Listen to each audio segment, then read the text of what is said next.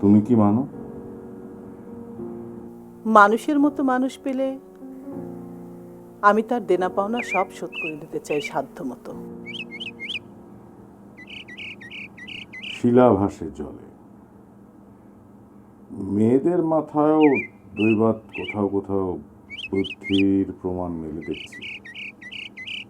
আমার পরিচিত এক ছোকরা বিএসসি পাস, সেদিন দেখি হঠাৎ গুরুর পা ছুঁয়ে ডিগবাজি খাচ্ছে, আর মাথা থেকে বুদ্ধি উড়ে যাচ্ছে ফাটা শিমুল তুলোর মতো। তুমি কি ওকে তোমার বাড়িতে মানে ল্যাবরেটরিতে বসাতে চাও, নাকি একটু তফাৎ হলে ভালো হয় না? চৌধুরী মশাই, আপনি ভুল করবেন না। এই ল্যাবরেটরিতেই আমার স্বামীর সমস্ত সাধনা। তার ওই বেদিতলে আমি যদি কোনো যোগ্য লোককে বাতি দিয়ে বসিয়ে দিতে পারি, তাহলে আমার স্বামী যেখানেই থাকুক তার আত্মা শান্তি পাবে। ওকে, ভেরি গুড শট। ঠিক আছে ভাই। হ্যাঁ হ্যাঁ, অনেক ভালো হচ্ছে। আমি এই দৃশ্যটা আরেকবার করতে চাই। কোথায় কি যেন একটা ঝামেলা হয়ে গেছে। নীরা, ঝামেলা যদি হয়ে থাকে সে হয়েছে তোমার মনে। তুমি যদি এত খুঁতখুঁতে ভাবে ভাবো তাহলে কখনোই বুঝতে পারবে না যে যা হয়েছে ঠিক হয়েছে। ঠিক আছে, তুমি যদি শটটা আবার দিতে চাও নেব, তবে লাঞ্চের পরে। এর মধ্যে সময় পার হয়ে গেছে। ছেলেগুলোর খিদে টিদে পেয়েছে তো? আচ্ছা ঠিক আছে, আরেকবার তো হবে, তাই না? ওকে। আমি তাহলে ওই দিকটায় যাই। হ্যাঁ হ্যাঁ, যেতে পারো। ভাই, আমার তো এখন 2 ঘন্টা রেস্ট। হ্যাঁ হ্যাঁ, নিতে পারবে, তবে ঘুম থেকে উঠে মেকআপটা মিলিয়ে এসো। হ্যাঁ হ্যাঁ। লাঞ্চ ব্রেকের পরে এই দৃশ্যটা হবে। মেয়েটা তৈরি তো? জি তৈরি। আর ডায়লগগুলো? ডায়লগুলো মুখস্থ আছে, তবে ভাই আপনি যদি একবার ওকে পড়ে দেখাতেন তাহলে ভালো হতো। এমনিতেও একটু ঘাবড়ে আছে। না না, ঘাবড়ানোর কি আছে, অবশ্যই আমরা রিহার্সাল করব। তাহলে আমি ওদিকটা গেলাম, তুমি সব রেডি হলে আমাকে জানিও। জি।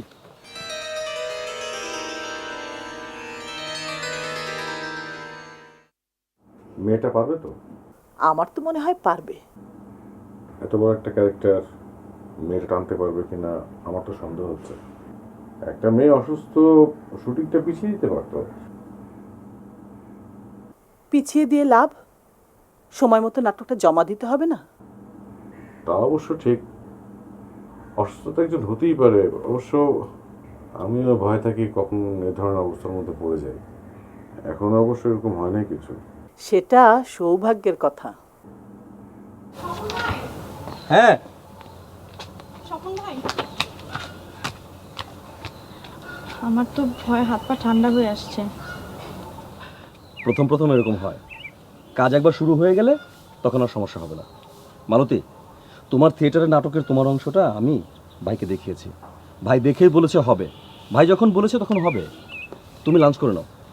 না, আমি এখন লাঞ্চ করব না, সিনটা আগে শেষ হোক। এত চিন্তা করছো কেন? আচ্ছা ঠিক আছে, আমি তোমাকে ডাকছি লাঞ্চের পর।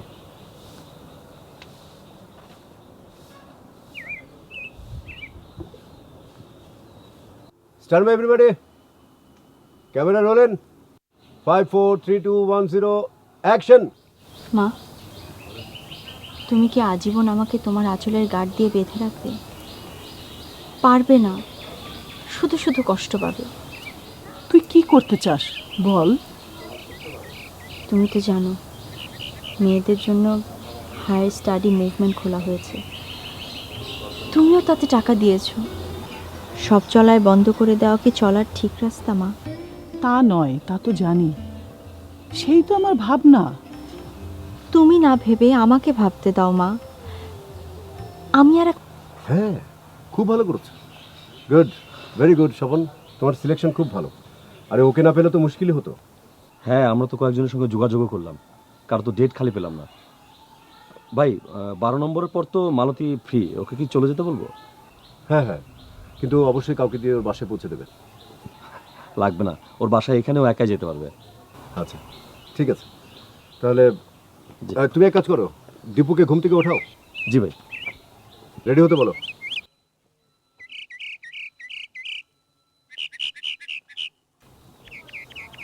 স্বপন ভাই, ভালো হয়েছে, চিন্তার কিছু নেই।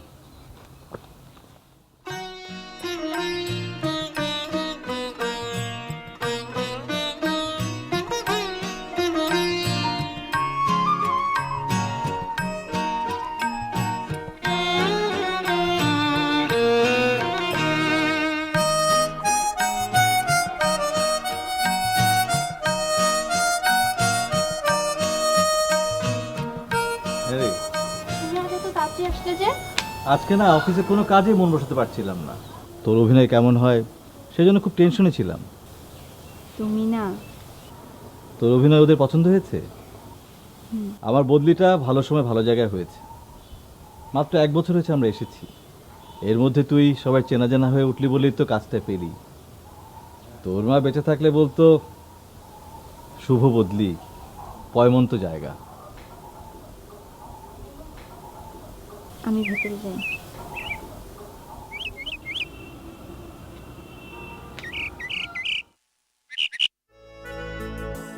ছিল কিন্তু হবে না। কেন হবে না কেন? ওই আমাদের দীপু ভাই আছে না, দীপু ভাইকে একটু ছাড়তে হবে। উনি কালকে সকালে আবার চলে আসবে। কোনো সমস্যা? না না না, কোনো সমস্যা না। আমার অ্যাক্টিং ঠিক ছিল তো? একদম ঠিক ছিল। প্রথমে ভেবেছিলাম যে তুমি ক্যারেক্টারটা ধরতে পারো না, কিন্তু পরে দেখলাম না, তুমি একদম ঠিক ট্র্যাকে অভিনয় করে যাচ্ছ। হ্যাঁ, ভালো হয়েছে। ধন্যবাদ। শোভন, তোমাদেরকে মনে হয় খুব অসুবিধায় ফেলে দিলাম। না না দীপু ভাই, কালকে তো আপনাকে আমাদের এমনি লাগতো। ওদের ওখানে আজ 4টা সিন করতেই হবে। আমার তো কোনো দোষ নেই, যে কেউ এমন বিপদে পড়তেই পারে, তাই না? দীপু ভাই, কোনো অসুবিধা নেই। আচ্ছা, আমি কস্টিউমগুলো সব মেকআপ রুমে রেখে গেলাম। ডিরেক্টর তো ভিতরে। জি, আপনার জন্য গাড়ি রেডি আছে। ওকে। স্বপন ভাই, আমি কি তাহলে চলে যাব? তোমার ইচ্ছা, তুমি থাকতেও পারো, যেতেও পারো। তুমি নীরাদির সাথে গল্প করতে পারো। নীরাদি তো তোমার খুব প্রশংসা করলো।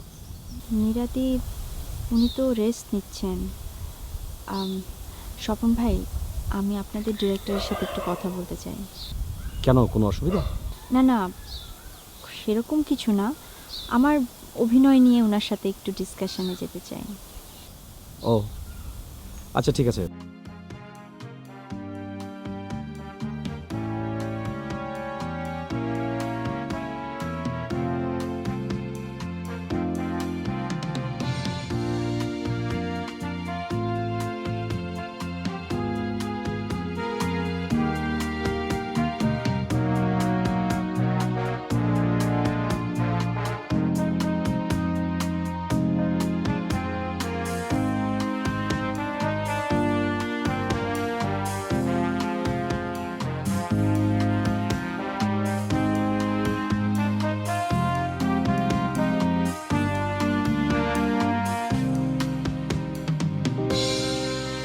কিছু কথা বলতে চাই, যদি আপনি রাগ না করেন। বলো। আমি নিয়মিত অভিনয় করতে চাই। সম্ভব হলে আপনার কাজে আমাকে রাখবেন। বেশ তো, এ আর এমন কি কথা। স্বপনের সঙ্গে যোগাযোগ রেখো। কিন্তু আপনার চিন্তায় যদি না থাকে। আপনার একটা কাজ আমার খুব ভালো লেগেছে। কোনটা? মোরে করো সহচরী। ও তাই।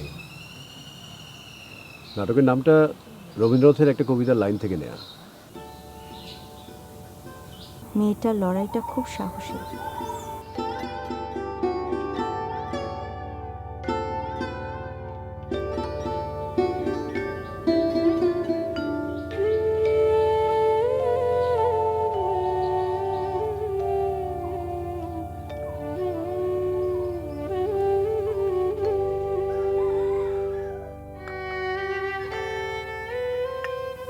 তুমি কোন সাবজেক্টে পড়ছো? মার্কেটিং। গল্প কবিতা খুব একটা বেশি পড়া হয়নি কখনো। যে কাজটা করছি এই গল্পটা পড়া হয়নি। তাতে কোনো অসুবিধা নেই। তুমি কি ছোটবেলা থেকে মঞ্চে অভিনয় করো? যেখানে আগে ছিলাম সেখানেই শুরু করেছিলাম। তখন আমি ক্লাস 10-এ পড়ি, 7-8 বছর আগেকার কথা। জানেন, প্রথম না খুব ভয় লাগতো, নার্ভাস থাকতাম, কিন্তু আস্তে আস্তে কাজটাকে অনেক ভালো লাগা শুরু করলো। রিহার্সেলে যাওয়ার জন্য মনটা ছটফট করতো। রিহার্সেল থেকে বাসায় আসার পর মনে হতো এর চেয়ে আনন্দের আর কিছুই হতে পারে না।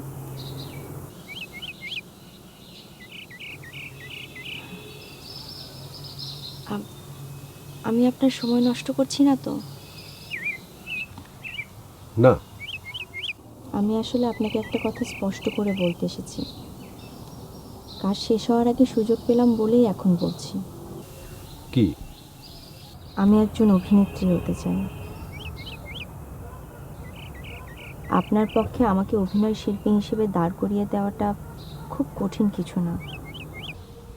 শিল্পী তো একজন নিজে থেকেই হয়, কেউ কাউকে দাঁড় করাতে পারে না। আমাদের কাজে আমরা শুধু অভিনয়ের সুযোগ দিতে পারি। আমি সেটাই চেয়েছি।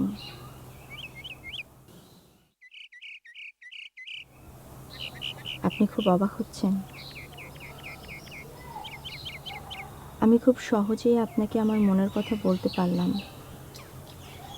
কারণ আপনি আমার কাছে একজন সাধারণ মানুষ না, একজন অসাধারণ মানুষ। আর একজন অসাধারণ মানুষের কাছে নিজের মনের কথা খুব সহজে অকপটে বলা যায়। কি কথা? নিজের কথা। চাইলে এখানেও আপনি গল্প পেয়ে যেতে পারেন। তখন প্রায় 2 বছর হয়ে গেছে আমার সঙ্গে মূল চরিত্রে অভিনয় করতে একজন নির্দেশক আমাদের দুজনকে দিয়ে মূল চরিত্র দুটি করাতেন। অভিনয় করতে করতে তার সঙ্গে আমার একটা বন্ধুত্ব তৈরি হয়। বন্ধুত্বের কোনো এক পর্যায়ে কখন যে আমি আমার মনটা হারিয়ে ফেললাম টেরই পাইনি। কি নাম তার? আমি তার নামটা লুকিয়ে রাখতে চাই। ধরে নিন তার নাম অর্ঘ্য। সে কি তোমার মনের কথা জানতো? জোর দিয়ে বলতে পারছি না। সে কি তোমার বয়সী ছিল? না, আমার চেয়ে 4-5 বছরের বড় ছিল। আমি আপনার বেশি সময় নেব না, আমার গল্পটা খুব সংক্ষেপেই শেষ করব, কারণ গল্পটা বলা আমার উদ্দেশ্য না। আমার ইচ্ছাটা আপনার কাছে প্রকাশ করাই আমার মূল উদ্দেশ্য। গল্পটা শুধু আমার মনের অবস্থা বোঝানোর জন্য। হঠাৎ সে একদিন আমাকে বলল,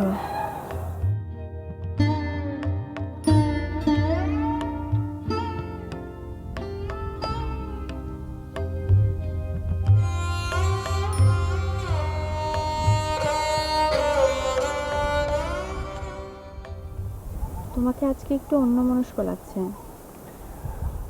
তোমাকে একটা কথা বলা হয়নি। কি কথা? আমি শফিক ভাইকে বলে দিয়েছি আমি আর নিয়মিত অভিনয় করতে পারবো না। সে কি? কেন? সেটাই তো বলছি, আমি ঢাকায় যাচ্ছি, ওখানে মাস্টার্সে ভর্তি হব। একটা নাটকে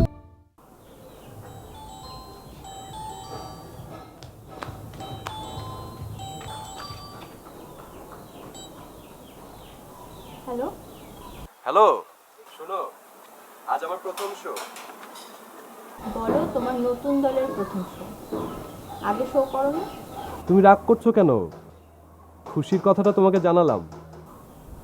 আমি ভীষণ খুশি। আচ্ছা, তোমার রোল কি?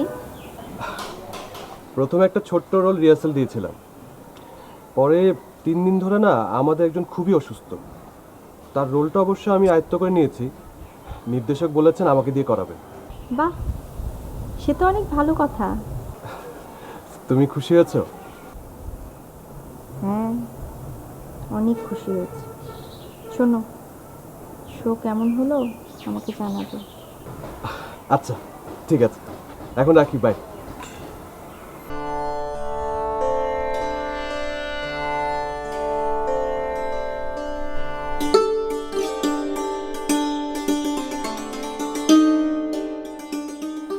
আমি বলেছিলাম না, ওখানে সবাই তোমার অ্যাক্টিংয়ে অনেক প্রশংসা করবে। আর একটা খবর আছে, খুব ভালো খবর। কি খবর? আজকে একজন ডিরেক্টর শো দেখতে এসেছেন। শো শেষে গ্রিন রুমে এসেছেন, আমাকে খুঁজেছেন। উনি তার নাটকে আমাকে নেবেন বলেছেন। আর জানো, আমার দলে অনেকেই তার সাথে কাজ করেছে। খুব ভালো ডিরেক্টর। সত্যি? হ্যাঁ, কয়েকদিনের মধ্যে নাকি শুটিং। আর ওনার সিরিয়ালে কাজ নাকি শুরু হয়ে গেছে। বাবা, এখান থেকে যাওয়ার পর তো তোমার ভাগ্য ফিরে গেছে। পরে আবার চিনতে পারবে তো? কি যে বলো না। আচ্ছা শুনো, আমি এখন রাখছি।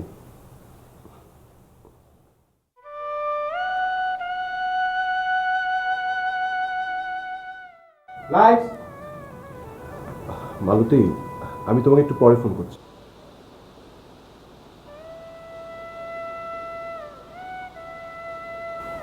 এই প্রথম আমি অর্ঘ্যর আর ফোন পেলাম না। সে ফোন করলো একদিন পর। কিছু মনে করো না, কালকে সময় করে উঠতে পারিনি। কাজ শেষ করতে করতে অনেক রাত হয়ে গেছিল।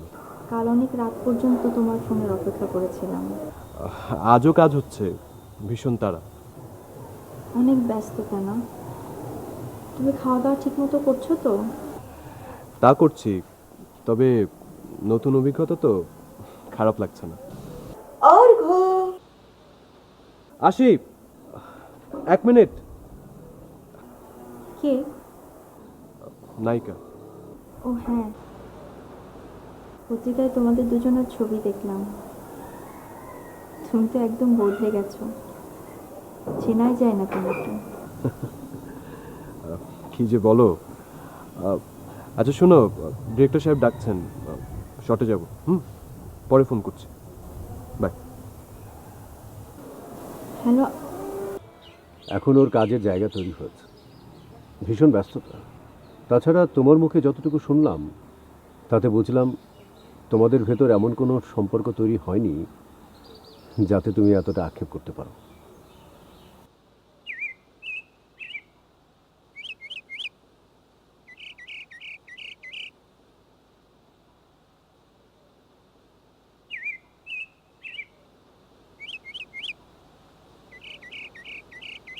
আপনাকে যা বললাম তাতে এই কথা বলাই স্বাভাবিক। একটা কথা ও আমাকে প্রায় বলতো,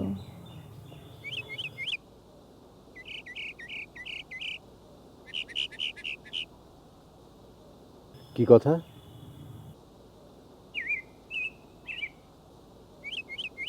কেউ তার চোখে পড়েনি আমার মতো।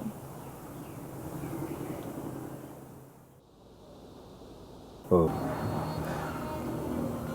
কিন্তু আমি ভুলেই গিয়েছিলাম যে আমার মতো হাজার হাজার কম বয়সী মেয়েরা এসবের সম্মুখীন হয়।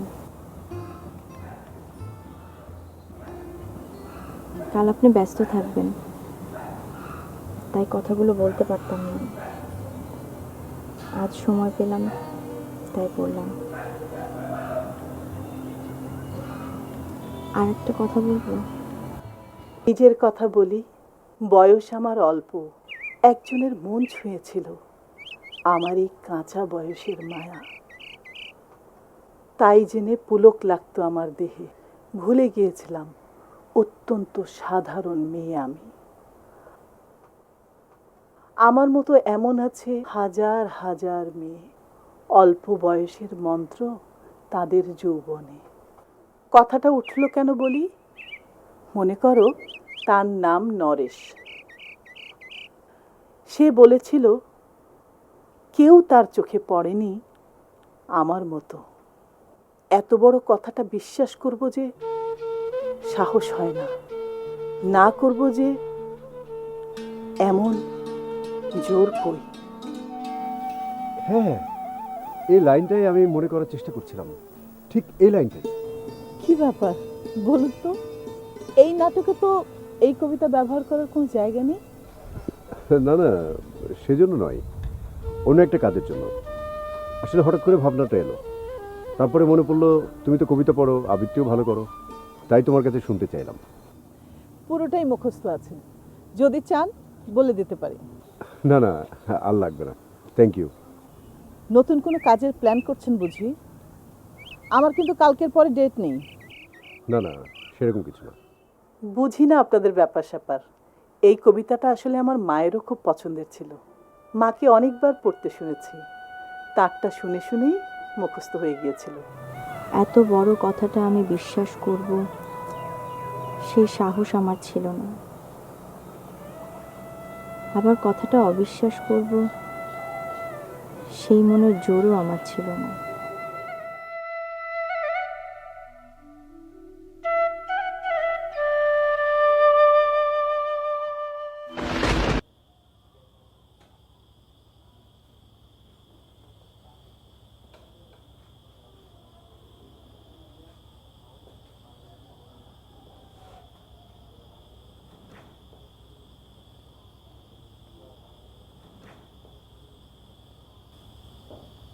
এই স্বপন, জি ভাই। নীরা কতক্ষণ? ভাই, নীরা দিদি 5টা মিনিট চেয়েছে। স্বপন, একটা কাজ করা সম্ভব? জি বলেন। একটা সঞ্চয়িতা কিনতে হবে। বইয়ের দোকান মনে হয় এখনো বন্ধ হয়নি। কাউকে দিয়ে একটা সঞ্চয়িতা কিনে কালকে দীপু যখন আসবে তখন আনার ব্যবস্থা করো। নতুন বই লাগবে? নতুন বই হলে ভালো হয়। আচ্ছা ঠিক আছে, আমি ব্যবস্থা করছি। Thank you so much.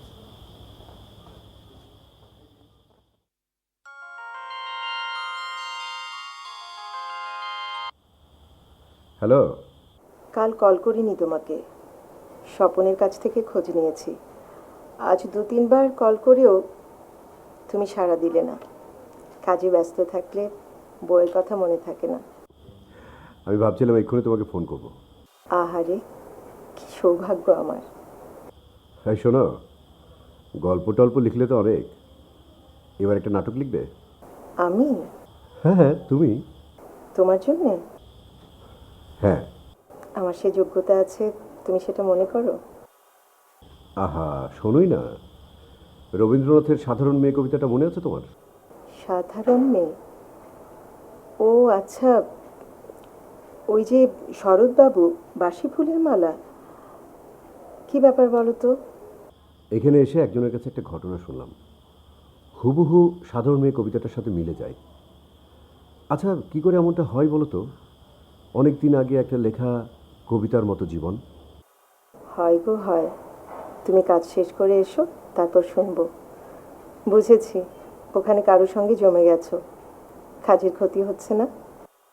কি যে বলো না, কিন্তু ঘটনাটা ভীষণ অদ্ভুত। অদ্ভুত বলছো কেন? কবিতার মতো ঘটনা অনেক আগেই তো সেটা লেখা হয়ে আছে, যার জন্য ফোন করা। আমার মোবাইলে তোমার চেনা এক মহিলা ফোন করেছিল, তুমি নাকি ফোন ধরছো না। কে? নাম বলল মায়া, চিনতে পারছো? চেনা চেনা মনে হচ্ছে। মানে পুরোপুরি চিনতে পারছো না, তাই তো? নম্বরটা পাঠিয়ে দিচ্ছি, আলাপ করে নিও। গলায় বড় আবেগ, মনে হলো পুরনো কেউ। কোথায় কবে কার সঙ্গে কোন হিসেব জমিয়ে রেখেছো কে জানে। সাংঘাতিক কোনো ব্যাপার হলে নিশ্চয়ই তোমাকে ফোন করতো না। অভিনয় নিয়ে তোমার কারবার, বুঝবো কি করে। আচ্ছা রাখছি, তুমি ব্যস্ত। কাল কখন ফিরছো? আশা করছি সন্ধ্যার আগে রওনা করতে পারবো। ভালো থেকো, শোনো সাবধানে এসো। তুমিও ভালো থেকো, বাই।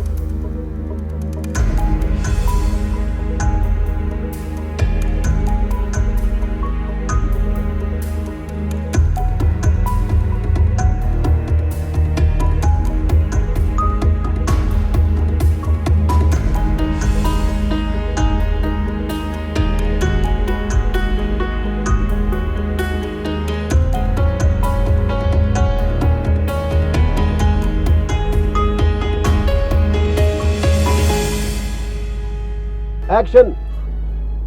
মা, এই জীবটা যখন তুমি আবিষ্কার করেছো তখন ওর ভার তোমাকেই নিতে হবে, কারণ ওর সবকিছুই আছে, শুধু বুদ্ধি নেই। তুমি কাছে থাকলে সে অভাবটা দূর হবে। হিগো স্যার আইজেক নিউটন, রেজিস্ট্রি অফিসে নোটিশ পাওয়া গেছে। পালাবে না তো? মরে গেলেও না। ওকে, শট। এই সোহাগ, মেকআপ, এই আমার ফোনটা দাও তো। এই আমরা একটা সেলফি তুলি। হ্যাঁ হ্যাঁ হ্যাঁ, সেলফি তোলা যায়। এই ডিরেক্টর ভাই আসেন, আমরা সবাই একসাথে একটা সেলফি তুলি। আসেন, আসেন।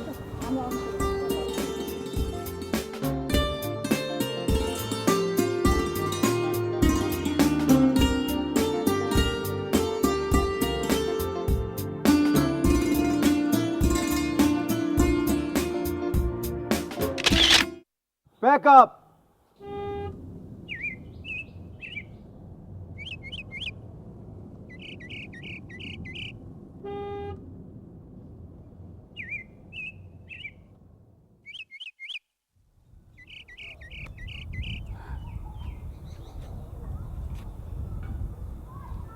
আমি আপনাকে অনেক বিরক্ত করেছি, মাফ করবেন।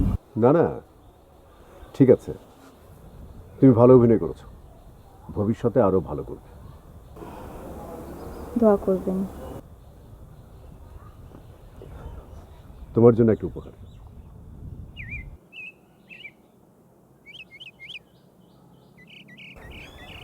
আমার? হ্যাঁ। ধন্যবাদ। আসি তাহলে, ভালো থেকো। জি।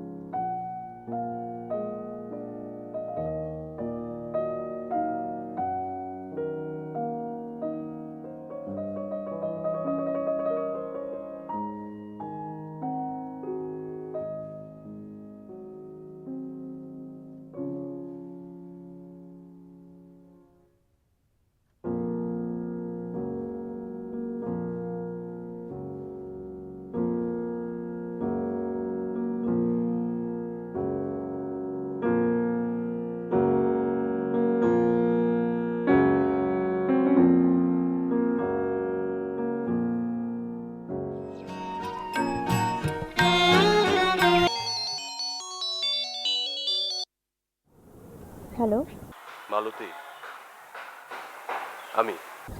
আমি কে? আমি অর্ঘ। ও, তুমি? নীরাদির ফেসবুকে তোমাকে দেখলাম। তুমি শ্যামলদা নাটকে কাজ করেছো না? তুমি যে টিভি নাটকে কাজ করতে চাও, আমাকে বললে না কেন? হঠাৎই হয়ে গেল, তেমন কোনো চিন্তা ভাবনার চেষ্টা করে নয়। চাচা কেমন আছেন? আর তোমরা এখন কোথায় থাকছো? আমি 2-1 দিনের মধ্যে তোমার সাথে দেখা করতে আসবো। না।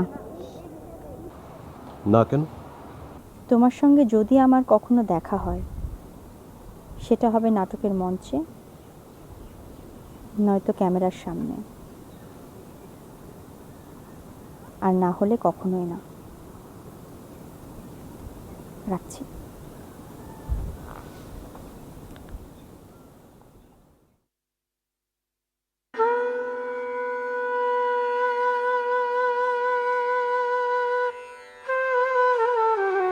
তুমি যার কথা লিখবে তাকে জিতিয়ে দিও আমার হয়ে, পড়তে পড়তে বুক যেন উঠে ফুলে।